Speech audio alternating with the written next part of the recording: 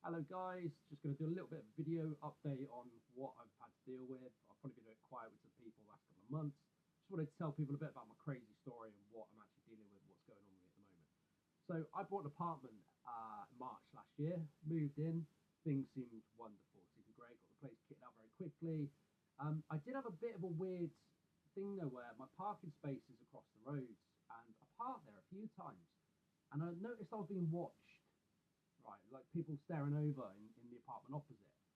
And quite often, all the time, there was a guy about my age, and he'd just be loitering around cars, like looking like fucking like crazy, right? And I sort of ignored it and carried on. But it got to a point where I'd be parking up, and I'd see the guy come out of his apartment, walk into his car, which is like two spaces on or three spaces on the left, and he'd sit there and he'd wait. He'd wait until I get out the car to then walk down to where my front door is on the building, and he'd always come out of his car and like walk past you. And at first, I thought it was a bit of a coincidence, right? I thought, oh, this is a bit, maybe it's just coincidence. The guy's always out. But after it started getting a bit odd. So one day, I brought a bicycle because I wanted to start doing a bit of bicycling.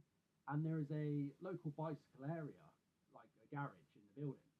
So I went into there and took my bike in there. There's a few cluttery things in there, like a bed frame and a chair and something else like that. And FY, you can tell when you go into there that someone's obviously been smoking, weed, right? You've just got that smell.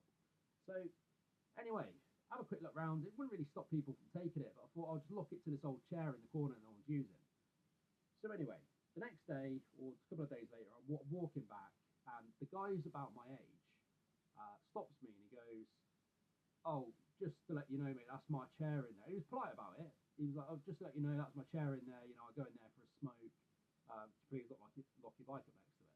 And I went, "Oh yeah, not a problem, but obviously because he was being polite, right? I could have turned around and gone, actually, bud, it's not your crap again. It's a fucking public bike area, if like." But I didn't. I said, "Yeah, not a problem, buds. I'll make sure it's not locked." So went in there next day, unlocked it, no problem. Now, about a month and a half later, probably about 6 weeks later, right, I'm in my own little world. I've just finished work. I've got my headphones on, and I'm walking up the road, and I see this guy walking across the street, and I'm assuming he's going to carry on go further up.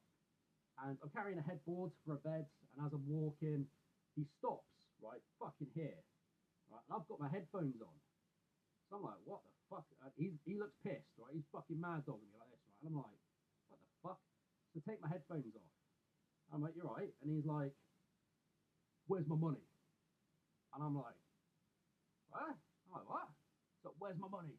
Right. And some other things were said. I can't remember all of it because I was getting ready for a fight, right? Because the way he was looking, if someone stops there, you're getting ready for confrontation, right? Man to man, there's going to be some confrontation. Right. So dealt with the dispute, dealt with the aggression. He then started accusing me of moving his chair and other fucking crazy things in that thing, which I never did, right? Just nuts. Oh, but maybe someone else has done it because he's an arsehole and they're fucking with him, right? But he comes up to me, fully thinking it's me, going nuts because he's seen me in there 6 weeks ago. After realizing it wasn't me, he then completely changed his demeanor. He's like, "Oh yeah, how you doing? Oh Jamie," right? And I'm like, "Whoa, that's a bit fucking psychotic to have that much of a change." If he'd gone, "Oh mate, I'm really sorry, I understand," but it was the way he switched up. I was like, "Oh, this guy's not right."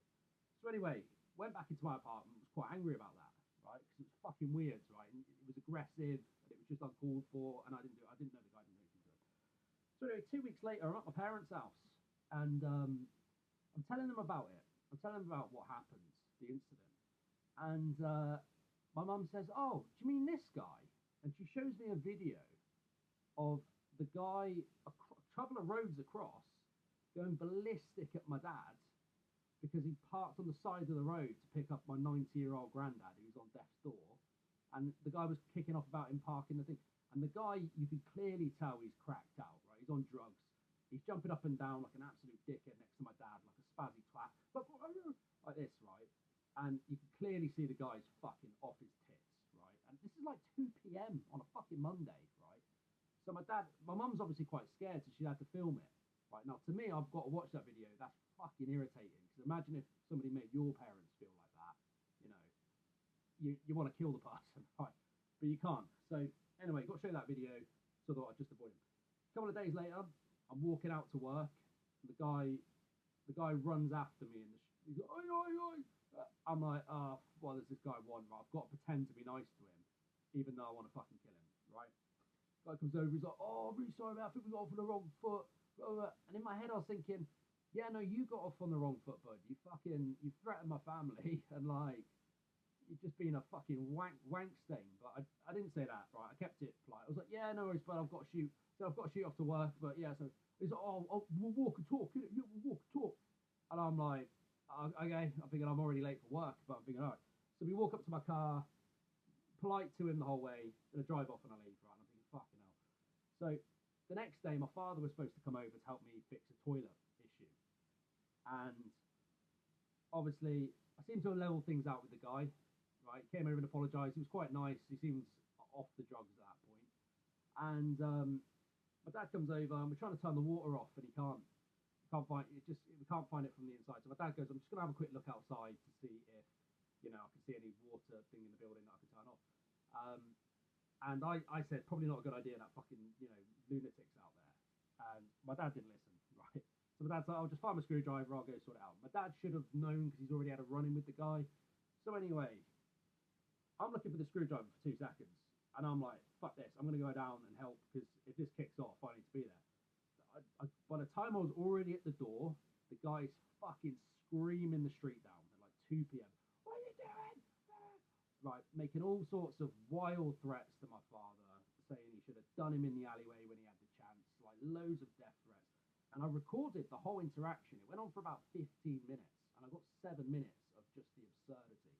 And you can hear how chavvy the guy is in his voice, in it, bruv, all this sort of stuff. My dad, by the way, guys, he's a nearly 60-year-old man who's had a hip replacement.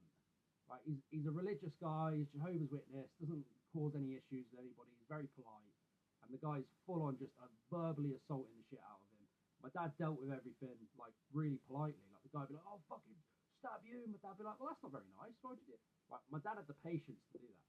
No, I'm stood on the doorstep, and I'm like this. My heart's like, I'm waiting for the guy to put his hands on my father. The second he did that, it's going to be, well, I'm going to go fucking ballistic. And then it's risky because I'm probably going to be in fucking trouble with the law, aren't I?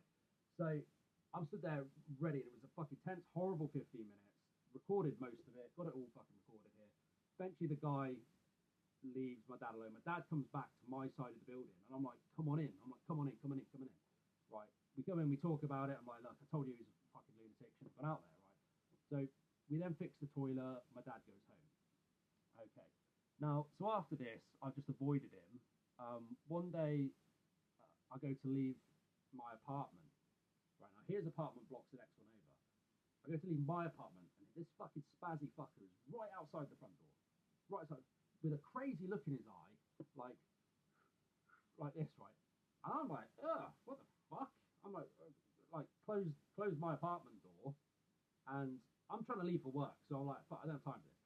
So I go to the back door of my apartment block, and this fucking guy has ran around the entire fucking building. And when I open the back door, like, what the fuck? When I open the back door, I see this dude, like, looking over the fucking side of the building like this.